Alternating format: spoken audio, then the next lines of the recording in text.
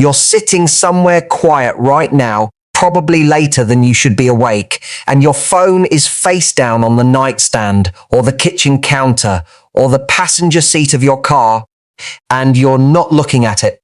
But you haven't quite stopped thinking about it either.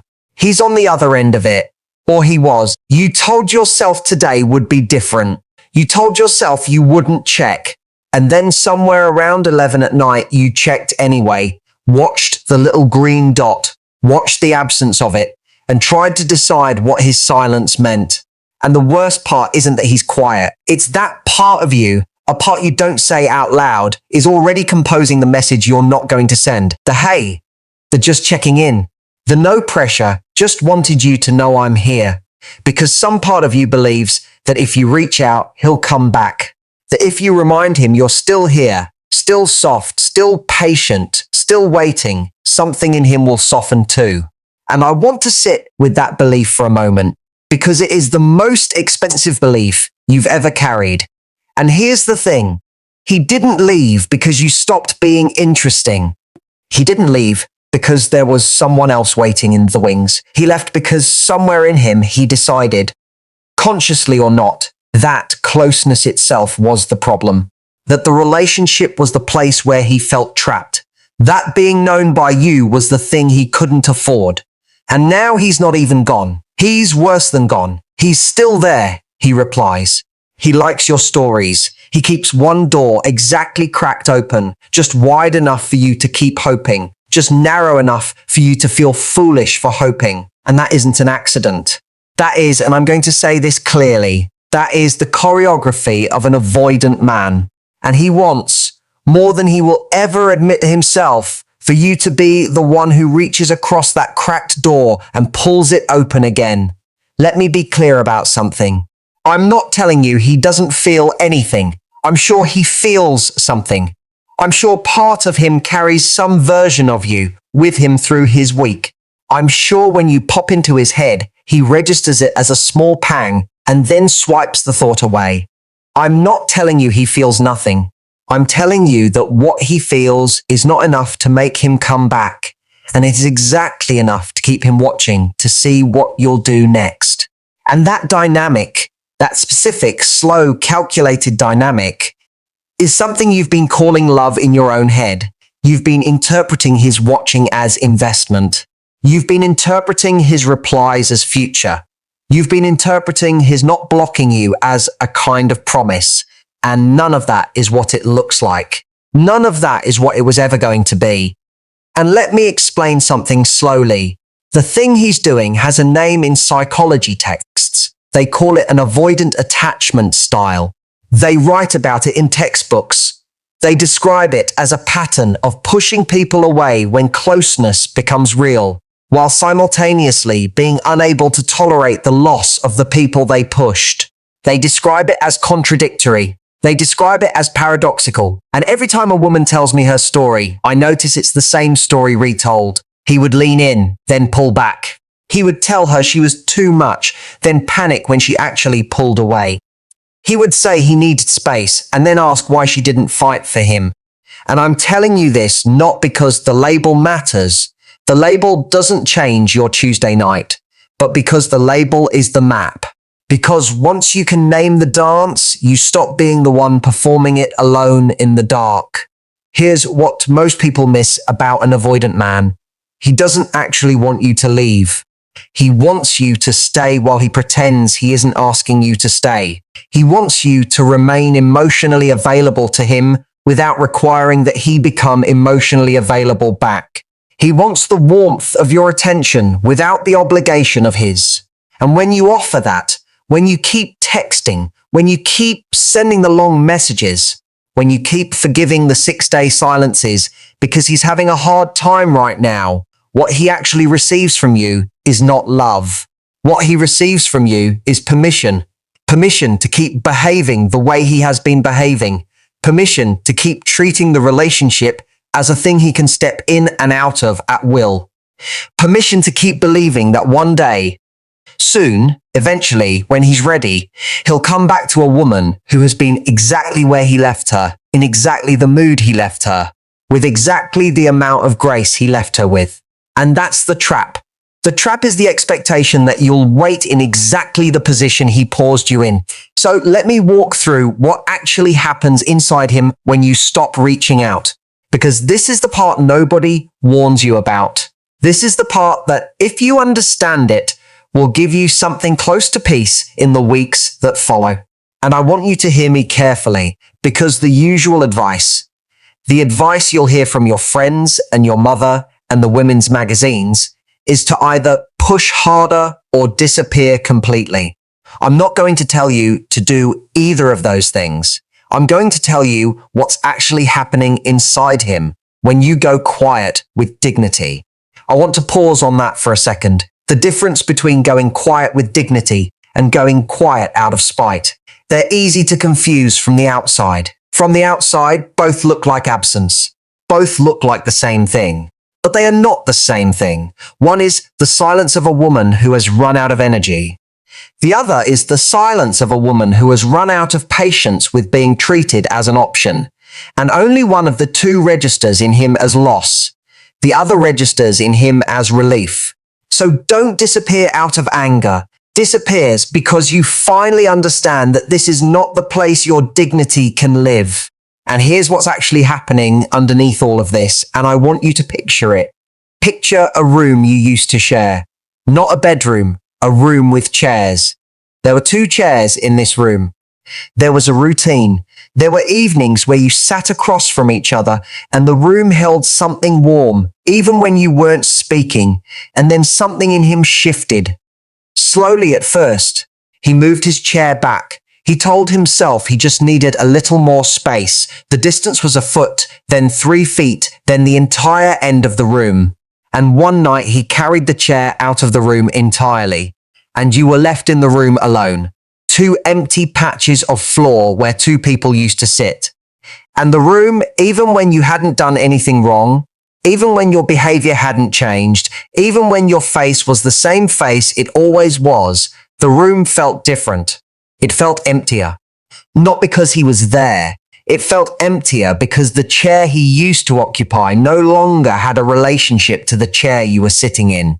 Think about it like this. He had a chair. He sat in it closer to you every week. Then one day he moved it back. Then one day he moved it back further. Then one day he carried it out of the room entirely. And then, when the room was finally empty of him, when you had rearranged the furniture, when you had sat alone in the quiet, long enough to remember the shape of your own evenings, he walked back in, expecting to find the chair still where he left it. It wasn't. The chair wasn't even the same shape. And that absence, that moved chair, that cleared corner, that little patch of floor where something used to be, was the first thing he'd actually had to look at in months. He didn't expect you to live your life. He expected you to keep the seat warm. He expected you to keep checking in. He expected you to keep sending small pings into the dark, asking how he was, asking if he'd eaten, asking if he wanted to talk, even when there was nothing to talk about. He expected you to keep being the woman who waits. And so when you stopped, when you didn't reach out, when you let 3 days pass without a message, when you let a whole week go by without once explaining yourself, something in him didn't repair. Something in him started to crack. He didn't expect you to be fine. He expected you to be a wreck. He expected you to be calling your friends in tears, replaying the conversation for the 3rd time that day, asking everyone you trusted whether he'd come back. That image, that picture of you waiting, hurting, unable to function, that image is what gave him permission to keep going. Because as long as you were falling apart, he could tell himself a story about why he'd stepped away. He could tell himself you needed too much. He could tell himself the relationship had been too intense. He could tell himself anything. The story held together as long as you were the one collapsing underneath it. The moment you weren't, the moment you ate dinner with a friend and laughed at the right parts and went home without texting him first, some part of the story stopped adding up. And here's the truth about silence that most people never quite understand. Silence isn't emptiness. Silence is pressure. When you go quiet on a man who has spent months training himself to expect your warmth, you change the atmospheric pressure of his entire week. The room he sits in at night feels different. The phone in his hand feels different. The gaps between his messages feel different because he can no longer tell himself that you've just busy. Busy people text eventually. Busy people send good morning messages eventually. Busy people don't keep quiet for 9 days. And 9 days of quiet in the mind of an avoidant man is not 9 days of peace. It is 9 days of ringing in an empty room. It is the echo of the chair he moved getting slowly louder. And that's the part nobody warns you about. And I want you to hear this carefully. Avoidant men don't get over you when you leave. They get louder when you leave. And the reason they get louder is because they weren't carrying the relationship with them when you were in it. They were leaving their chair empty. They were keeping their evenings underused. They were not letting themselves depend on you.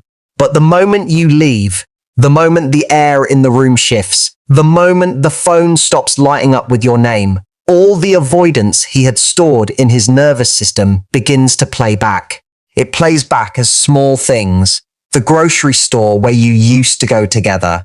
The song that came on once when he was driving alone. The empty side of the bed.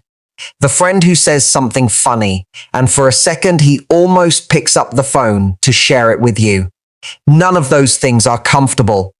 None of those things feel like the cool, breezy freedom he told himself he'd be feeling. They feel like the opposite of that. They feel like an echo inside a vacuum. They feel like the inside of an empty room that used to have a person in it. Now let me walk you through what he does next his own private week. He starts to wonder why she stopped. He starts to wonder what you were doing on the nights he assumed you'd be falling apart. He starts to wonder whether you met someone. He starts to wonder whether you simply stopped caring. And I'll tell you what, for an avoidant man, the second possibility is unbearable. Avoidant men cannot tolerate the idea of being replaced. They cannot tolerate the version of a world in which they were once wanted and now are not.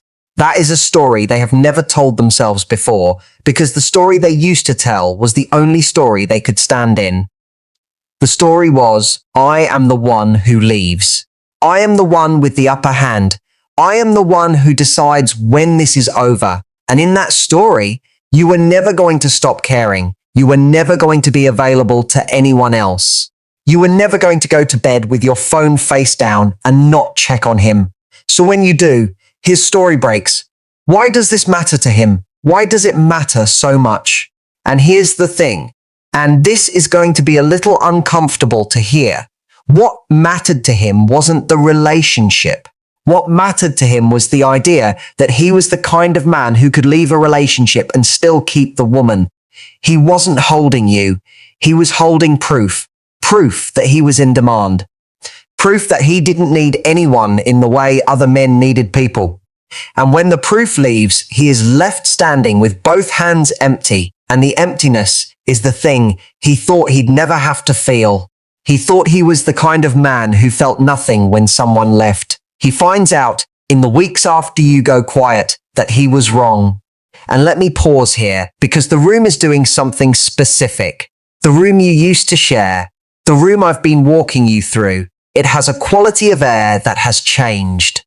It used to be a room you kept warm for him by leaving the heat on a little higher than you would have for yourself. You kept it warm so he wouldn't have to feel the cold when he came in. And now you have turned the heat down to the temperature an empty room actually needs. That is not cruelty. That is not strategy. That is the room finally being allowed to be the temperature of one person's body, and that person's body is yours. And from his side of the room, from the side where he used to be able to walk in and feel your warmth before he'd even entered, the room now feels different. It feels like the temperature of a room he was no longer entitled to expect anything from. And for an avoidant man, that realization arrives not as a thought, but as a settling in his chest. A settling he doesn't have words for. A settling he would describe, if you forced him, as the difference between freedom and emptiness, which to him have always been the same thing until now. He didn't expect you to stop checking. He expected you to keep the door open. He expected you to keep one evening a week empty for him. He expected you to keep treating the days between his messages as a kind of patience, and not the kind of patience that has an expiration date. And the moment you stopped, the moment that door was not just closed, but no longer had his name on it, he began to count, not consciously, not in any way he could explain to himself, but somewhere underneath his routine, the empty week started to weigh more. The week used to be a thing he filled with other things and other people and other ways of convincing himself he wasn't missing you. The week used to be a thing he could comfortably get through because somewhere in it he knew you'd text and the text would reset the absence. And now the text doesn't come. And the week doesn't get reset. And the second week is harder than the first. And the third week is heavier than the second. The room is changing again. The chair is still gone, but now the room has new furniture in it. There are dinners he's not part of. There are friends he's not meeting. There is a version of your evening he hasn't seen. And there is a specific kind of ache that arrives in an avoidant man when he realizes that a woman has begun to live without including him. He'll not call it that. He will call it moving on. He will call it her life. He will call it anything that has the word her in front of it, so that he can pretend it has nothing to do with him. But he knows. He knows that the room you used to share is now a room that holds no trace of him. And he is starting to imagine what it is like to walk back into a room that has been thoroughly redecorated in his absence. He is starting to imagine what it is like to find the chair already gone, replaced by something he doesn't recognize, set at a distance from his reach. So what does he do? And here's what most people get wrong about this part. They think he will come back right away. They think the silence will pull him back in a week. Sometimes it does. In some men, in some particular configurations of loneliness, the silence does pull him back, but only when it is paired with what I'm about to describe. The silence alone is not enough. The silence alone, in some men, only produces guilt. And guilt makes an avoidant man pull further away, because guilt is the closest feeling to obligation, and obligation is the thing he is most allergic to in this world. So the silence cannot just be silence. The silence has to be the silence of a woman who is genuinely turning her energy elsewhere, or not performing the turn, not making a show of it, just living somewhere he isn't invited to. That's the silence that works. How long does this kind of silence take? And here's the answer, and I want you to feel the weight of it. It takes as long as it takes for the quiet to stop feeling like strategy and start feeling like the actual texture of your life. It takes as long as it takes for you to stop counting the days since his last message. It takes as long as it takes for you to forget, on a particular Wednesday afternoon, that you ever used to check. And the day that forgetting arrives, the day a whole afternoon passes without your hand even drifting toward the phone, the day you notice it happened after the fact, that day is the day your silence begins to actually do its work on him. Until then, his nervous system still has hope. Until then, his pattern still believes the chair is somewhere in the building. Until then, the absence of you to him is a long pause, not an ending. The day the absence feels like an ending to him is the day it became an ending to you. And that is the symmetry you are looking for. Let me explain something slowly. The dynamic in which an avoidant man returns is not the dynamic in which you waited for him. It is the dynamic in which you became, in his absence, genuinely uninterested in whether he returned.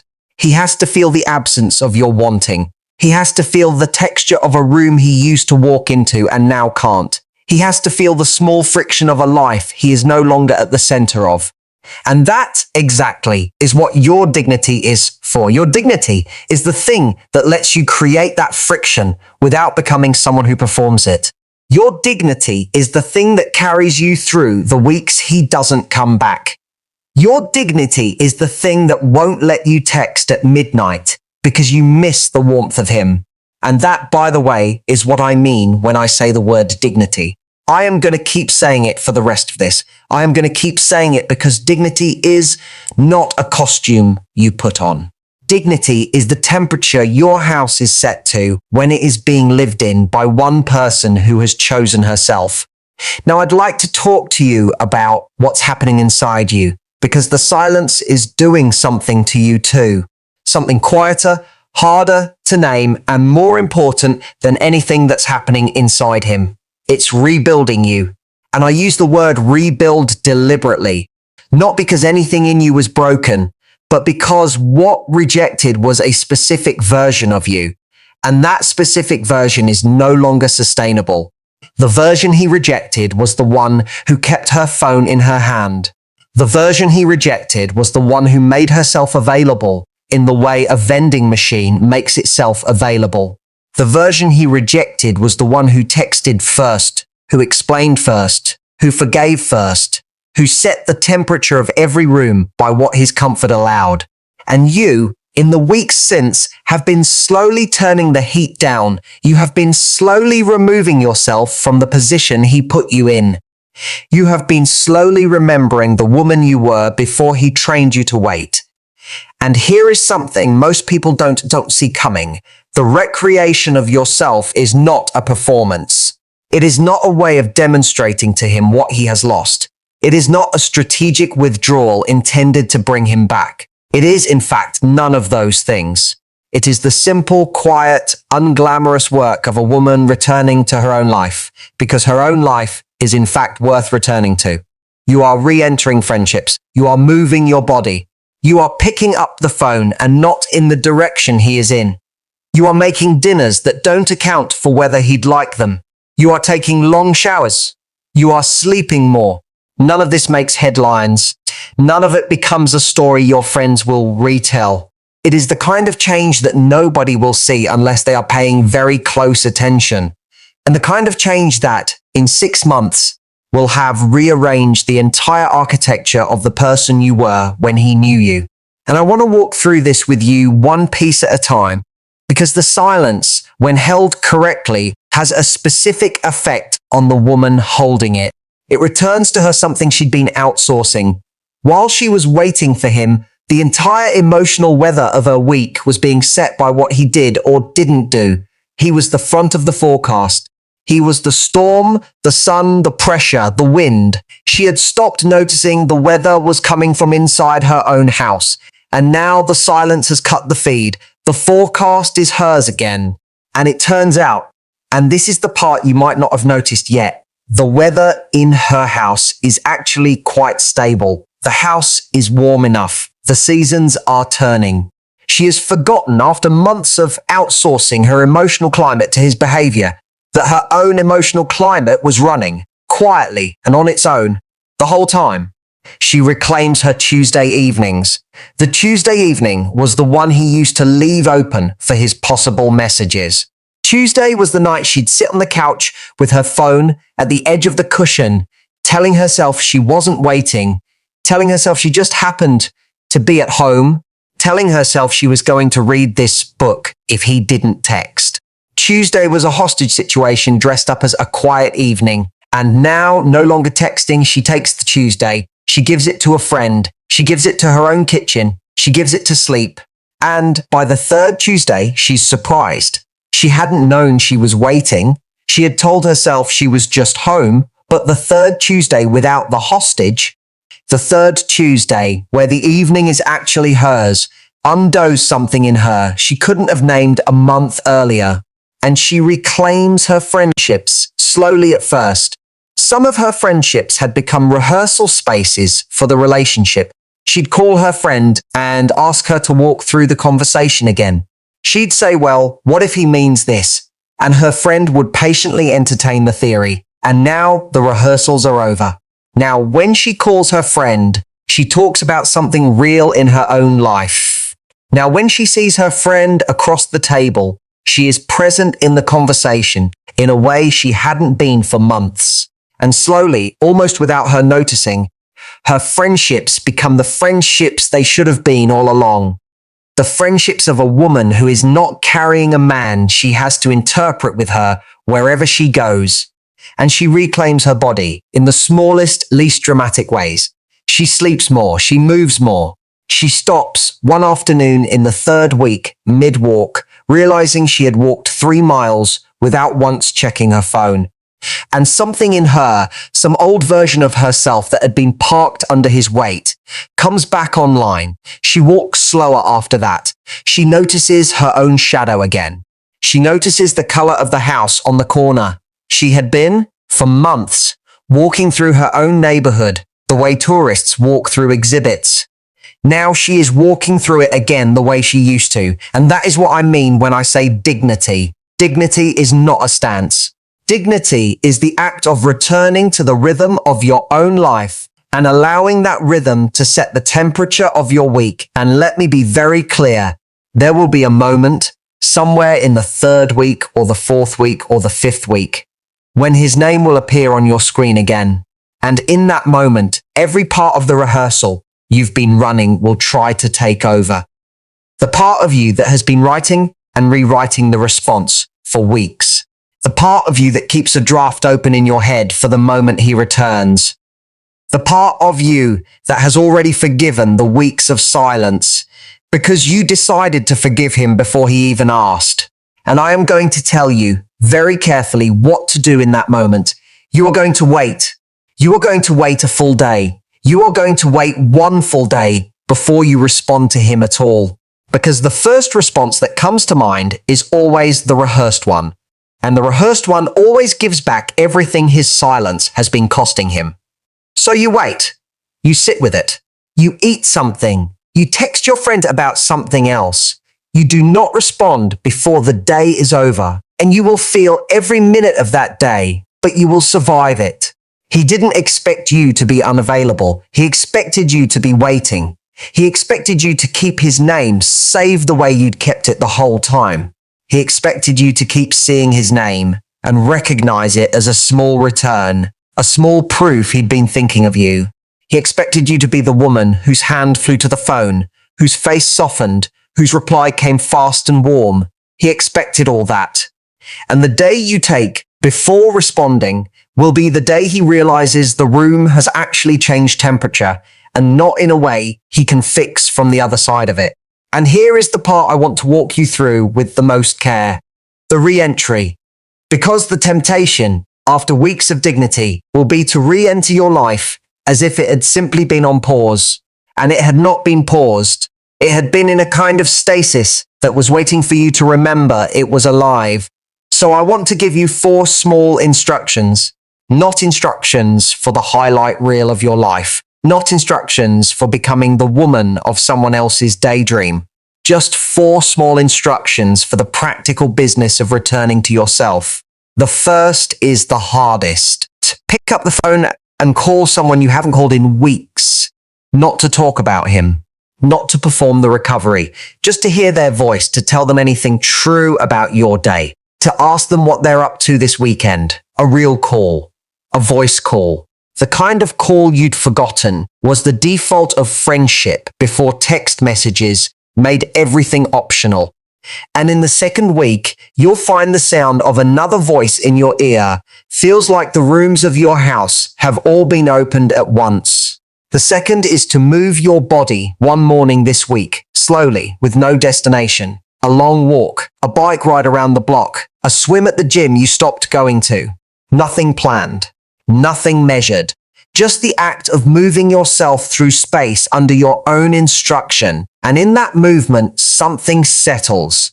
Not because the exercise changes your body chemistry, although it might, but because for the first time in weeks, your legs are taking you somewhere your phone isn't invited. The third is to make a small meal at home that has nothing to do with whether he is or is not there to eat it. Make something you haven't made in months. Something ambitious enough to be interesting. Something slow enough to make a Tuesday feel like a Tuesday instead of a hostage situation. Set the table for one. Sit down at the table. Eat deliberately.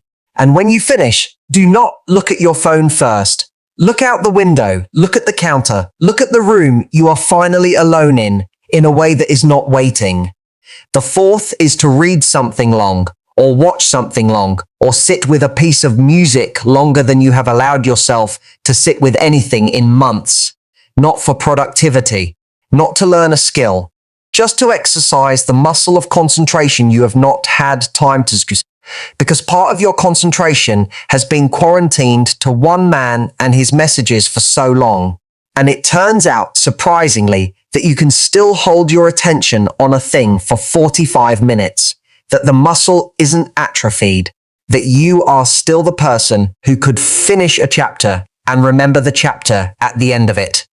And I want to tell you one more thing before the close, and I want you to hold it gently because I'm not telling you this to scare you. I'm telling you this because it's true. He will probably come back, possibly, in some time, in some form, in a text or a long pause outside your apartment or a slow refollowing of your stories. And here's the undressed truth of it. When he does, you will not recognize what you are tempted to feel. You will not feel triumph. You will not feel the satisfaction you'd imagined. You will feel something closer to consideration, because the woman who has been rebuilt by silence cannot meet the man who left her with the same hands. The hands are different now. The hands are filled with something else. They are filled with the small, ordinary self-respect of having returned to your own life and discovered that the life was always good. And you will be standing there with your hands full of this ordinary life, and he will be standing across from you with his hands empty. And you will look at his empty hands and feel, not smugly, not bitterly, but gently, that the hands were always supposed to be full. And here is what I want you to take with you into the rest of your week. Not reaching out is not losing him. It is letting him meet the cost of what he chose. That sentence is the seed of everything else. Not reaching out is not abandonment. It is the establishment of a self-respect that does not negotiate with avoidance. Not reaching out is not strategy. It is the simple, calm decision to live in a room whose temperature is set by your own body, not by the body he is no longer in. And if he returns to that room, and he may, you will be standing in it not as the woman he rejected, but as the woman who refused to keep waiting in the position he paused her in. And if he does not return to that room, and he may not, you will still be standing in it. And the room will not be empty. The room will be you. He wanted you to reach out so he could hear you reach. He didn't want you back. He wanted proof that you were still available. And when the availability wasn't there, something in him recognized what he had. Not because you told him, not because you punished him, not because you performed your absence, because the room itself was different, because the temperature inside the room had changed, because the woman inside the room was a woman he did not remember creating. And that, kindly, is the whole of it. Not the trick he taught you to do, not the move he taught you to make, just the slow, dignified, unperformed fact of a woman who stopped waiting and started living, and, in stopping, gave him back the only thing that would ever teach him anything. The ordinary experience of missing someone who has stopped performing her availability. The dignity the silence gave her is what the silence was for, not to teach him. To teach her, hold that, and let him come back to a room he doesn't recognize, or don't let him come back at all. Either way, the room is yours.